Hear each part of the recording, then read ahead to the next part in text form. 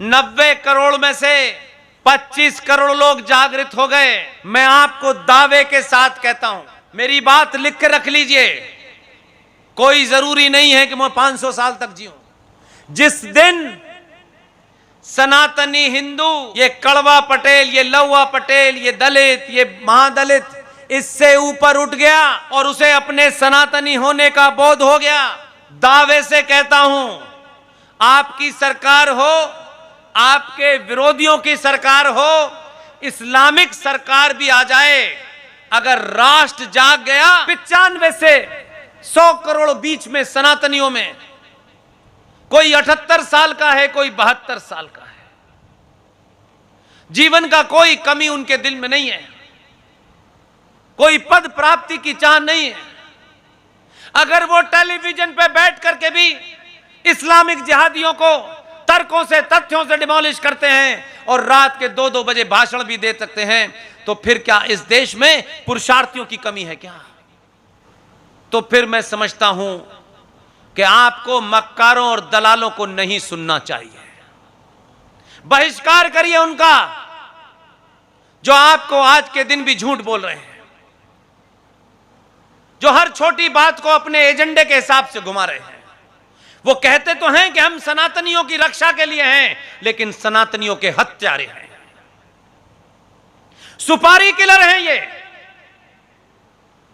आप जाग ना जाएं, आप जाग जाएंगे तो प्रतिकार करेंगे, और प्रतिकार करेंगे तो लोग उनसे सवाल पूछेंगे कि ये दुकान क्यों चला रहे हो भाई, जब हिंदू ही इस देश में गली गली मारा जा रहा हो, कश्मीर भी बन रहा हो, केरल भी बन रहा हो, बंगाल भी बन रहा हो, तब फिर आपके होने न होने का फायदा क्या है? यह सवाल न पूछे, इसलिए वो आपको उधर नहीं ले जाना चाहते। कश्मीर बन गया मुंह बंद, बंगाल में बहनों की, बेटियों की इज्जत चौराहे चौराहे लूटी जा रही थी, टेलीफोनों पे कहा जा रहा था अपनी बीवी को 2 दिन के लिए भेज दो, तब मैं तुम्हारा मकान खाली करूं। यह खुल्लम खुल्ला हो रहा था। भारत के लोकतंत्र की रक्षा करने के लिए हर राज्य में एक राज्यपाल होता है। बंगाल का राज्यपाल सड़क पे खड़े होकर के घंटों रो रहा था। यह 2022 के भारत का सीन है। एक राज्यपाल इतना मजबूर था, इतना दीनहीन था, संवैधानिक पद पे बैठा था, लेकिन खड़े होकर रो रहा था और कहा कि मैं तुम्हें नहीं बचा सकता। तो तुम किस लिए जिंदा हो? किस लिए गवर्नर बने हो? कौन सी चाहत में बने हो? अब इस 80 साल की उम्र में तुम्हारी कौन सी ऐसी ख्वाहिश है कि तुम कहते कि अगर मैं संविधान की रक्षा नहीं कर पाता, मैं इस्तीफा दे देता हूं, अगर मैं कुछ नहीं कर सकता। लेकिन चिपके रहना सनातनी हिंदू की आदत बन गई है। इसलिए इन 70 सालों में आप चुप रहे, ठेकेदारों ने सुपारी ले रखी है आपकी, वो बोलेंगे नहीं, वो नए नए झूठे नैरेटिव चलाएंगे। इसलिए आज आपके शहर में ऐसे पंडाल मुझे टीवी में देखने को मिलते हैं जहां देश के प्रधानमंत्री या गृह मंत्री सभा करते हैं। मैं आपको कुछ कहने नहीं आया हूं, इतना ही बताने आया हूं, किन्हीं भी कारणों से कौन कड़वा पटेल है, कौन लौवा पटेल है, कौन ब्राह्मण है, कौन ठाकुर है, कौन दलित है, कौन यादव है, मेरे मूल में यह नहीं है। अगर आज भी जो भारत मुझे दिखाई दे रहा है, आपको लगता हो 20 राज्यों में सरकार है, मजबूत केंद्र में सरकार है, इससे भी ज्यादा मजबूत हो जाएगी, तब भी कुछ नहीं होने वाला। सरकारों के हाथ बंधे होते हैं। मैं समाज की जागृति की बात इसलिए करता हूं, 90 करोड़ में से 25 करोड़ लोग जागृत हो गए। मैं आपको दावे के साथ कहता हूं, मेरी बात लिख के रख लीजिए, कोई जरूरी नहीं है कि मैं 500 साल तक जीऊं।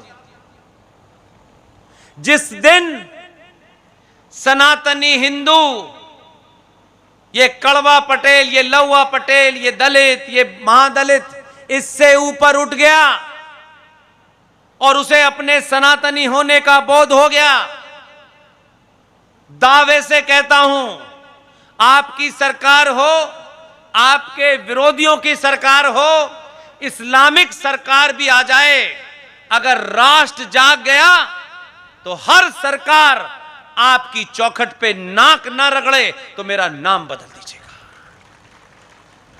आपसे सरकार है, सरकार से राष्ट्र नहीं है। आप उल्टा समझते हैं कि सरकार ही सब कुछ है। मैं कहता हूं सरकार कुछ नहीं है भाई, क्योंकि सरकारों ने आपकी आत्मबल और आत्मी शक्ति को छिन्न भिन्न कर दिया है। इसलिए दलित तक तो हम समझते थे कि ये दलित है, लेकिन बिहार में एक नया काम चला है, ये महादलित है। अब भाई दलित और महादलित के बीच में कौन सा मीटर है जिससे आपने इसे महादलित कहा और इसे दलित कहा? दूसरों में कहने की हिम्मत नहीं हुई, हमारे अंदर हुई, क्योंकि हम पहले से उसके लिए तैयार हैं। इसलिए एक बात जरूर रखिएगा, आज मौका है आपके हाथ में। इसलिए कह रहा हूं कि ये जो ऐतिहासिक घटना है, ये जो समय है, ये कालखंड है, इसका एक एक लम्हा हजारों हजारों साल के बराबर है। अगर आप ये समझते हैं अब तो हमें आराम से सोना है, हमारी सरकार है, अब मुझे लगता है सबसे ज्यादा जागना है। इसलिए एक कानून बना है पूरे देश में, हमारी चुप्पी और ये जो वोट मांगने आते हैं ना, जो आपके लीडर गमछा डाल करके गलेवान पकड़ के पूछिएगा कि पिछले 5 साल में तुमने भारत राष्ट्र को, गुजरात की धरती को आताताइयों से, जिहादियों से, इस्लामिक आतंकवादियों से बचाने के लिए तुमने कौन सा कानून बनाया है? पूछिएगा। इसलिए मैं आपसे 2 चीजों में मदद चाहता हूं, और यह मदद मैं अपने लिए नहीं चाहता। मेरे पास न आगा है न पीछा है, मेरे जीवन का एक ही लक्ष्य है, 25 करोड़ सनातनी जाग जाएं, बस। मेरे सामने जाग गए उसी दिन बंद कर दूंगा, और नहीं जागे तो जब तक अंतिम सांस है ये करता रहूंगा। एक कानून है प्लेसेस ऑफ वर्शिप एक्ट 1991। 90% लोगों ने इस देश में सुना नहीं है। शत्रु कानून भी बनवा गया। शत्रु ने कभी यह कोशिश नहीं की कि पार्लियामेंट में 300 मुसलमान जीतेंगे तब हमारा राजा बनेगा और तब हम कानून बनाएंगे। जो लोग अपने बाजुओं पे यकीन रखते हैं और अपनी लड़ाई लड़ते हैं, वो 300 MP ला करके सरकार बनाने का इंतजाम नहीं करते, ना उसका इंतजार करते हैं। वो उठे, उन्होंने आपके बीच में जो फॉल्ट लाइन है, कहीं जाति की है, कहीं ऊपर की है, कहीं नीचे की है, उस फॉल्ट लाइन का इस्तेमाल किया और 1991 में PV नरसिम्हा राव के ऊपर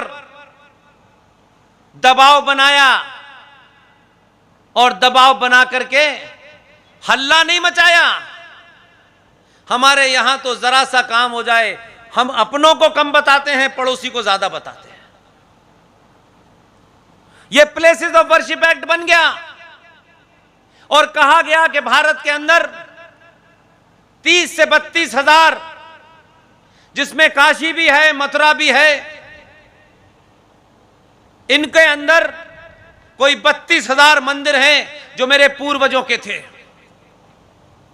कहा गया कि किसी आता ताई ने उसको तोड़ करके कहीं मस्जिद बनाई, कहीं मंदिर के ऊपर गुम्मद बनाई, कहीं बाबा विश्वनाथ को के ऊपर ज्ञान व्यापी बना दी। कानून बन गया, हमारे लोग खामोश बैठे रहे क्योंकि समाज जागृत नहीं था, इसलिए समाज सवाल पूछेगा नहीं। और नेताजी ये चाहते हैं कि आप में जागृति ना आए, इसलिए वो अपनी दुकान चला के चले जाएं।